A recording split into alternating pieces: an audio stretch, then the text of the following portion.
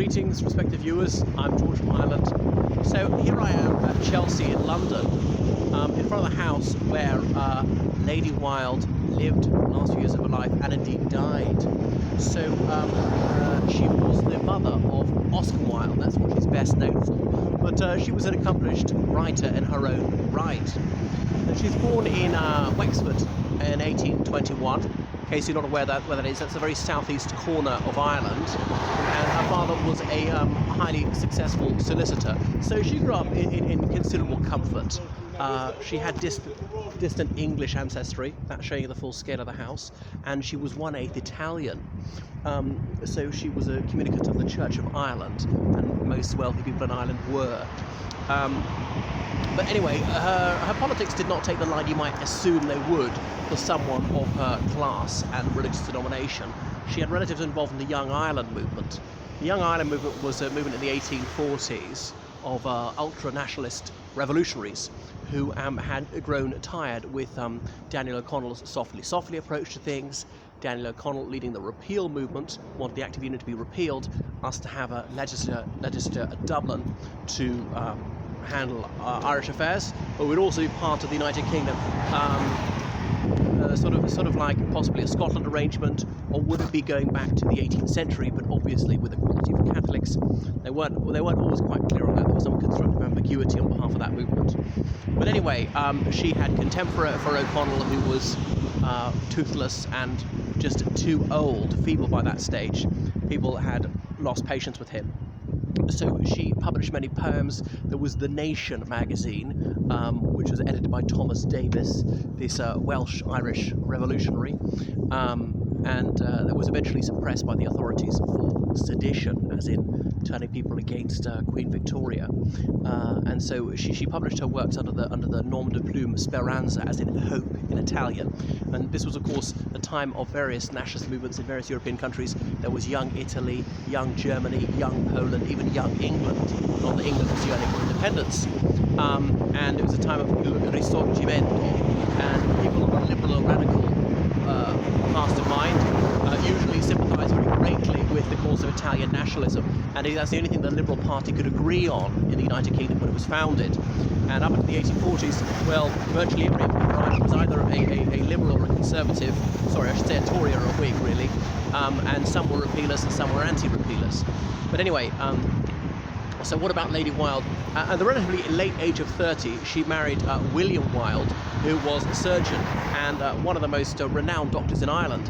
He later became the royal physician in Ireland. As I said, if a member of the royal family visited Ireland, he was their personal doctor.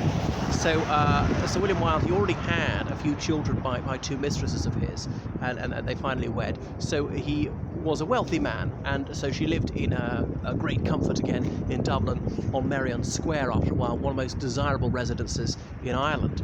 So their union was blessed with progeny. They had William, their first son, 2 years later, Oscar, their more famous son, and then they had a daughter, Isola, 3 years after that. But when Isola was 10, she died. It was a blow from which her mother never fully recovered. She was really yearning for a daughter.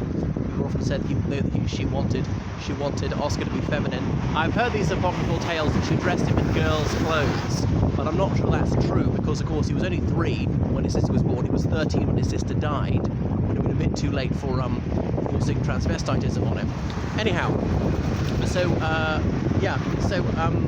her husband died just after, well, Willie and Oscar had both graduated from Trinity College Dublin, and Oscar was an undergraduate at Magdalen College, Oxford. So they've already got a degree from an Irish university. He went to an English one. Why? I suppose he thought, well, Oxford was even better.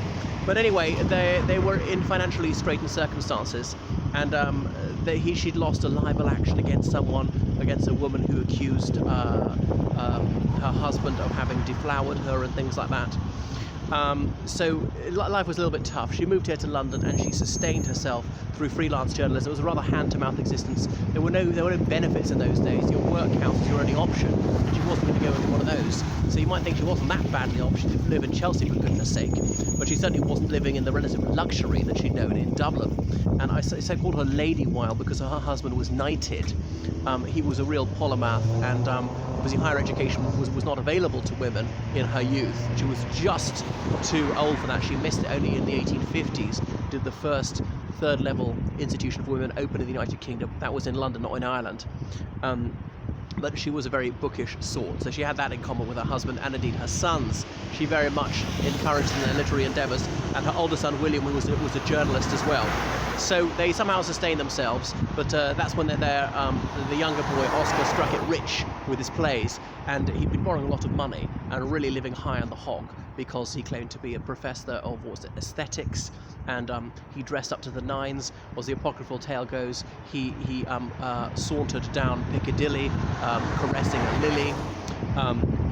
Is that true? And there's that Gilbert and Sullivan play, Patience, which is satirising what they saw as the faux sentimentality of poseurs like Oscar Wilde, which is a hit in the United States. So Oscar Wilde's name was already known in the United States before he even arrived there. He was a transatlantic celebrity.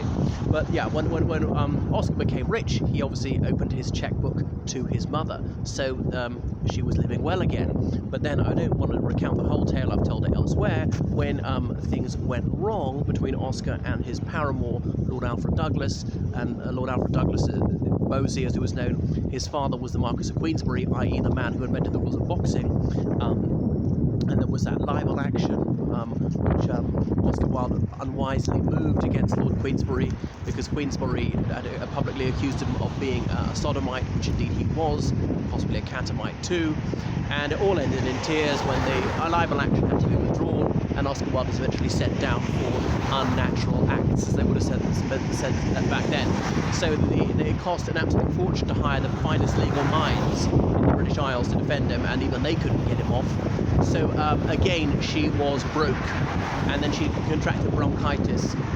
When she was dying, she requested to see her son, but the authorities wouldn't allow it. He was then incarcerated in Reading jail, wherein he wrote that ballad, De Profundis and so forth. Oscar converted to Catholicism there, just like his lover, Lord Alfred Douglas. Indeed, when Oscar Wilde was released, he went to Italy and spent some time with Lord Alfred Douglas, had a bit of happiness with him the last 2 years of his life. But Lord Alfred Douglas, he became a right-wing reactionary and an anti-Semite towards the end of his life. Decided he was hetero too.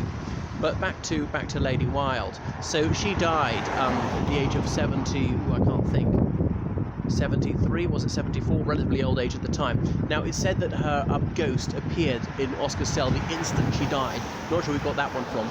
So she was first of all buried at Kensal Green Cemetery in London, but I think she was later reinterred, and now she's found perpetual rest at Mount Jerome Cemetery in Dublin. So that's her. She was an early day feminist. Millicent Fawcett was a good friend of her, regularly came around to this house as the woman who did more to advance the cause of female suffrage than perhaps anyone else, probably more so than the Pankhurst family. And Lady Wilde, she'd advocated for the Married Women's Property Act. Up until that time, under English law, a man and his wife were one flesh. If a couple got married and the woman owned a lot of property, that was up to her husband, who could dispose of it as he wished. He could sell it for a bean, he could burn it down, he could do what he liked, and she had no say whatsoever. There was an upside to this for women. A man was responsible for his wife's debts. And back then, a lot of shops acted on credit, or credit cards or checkbooks mostly, buying things on credit, and then he had to pay the debt. There was nothing he could do about it. All right, so that is Lady Wilde. Enough about her. Toodaloo.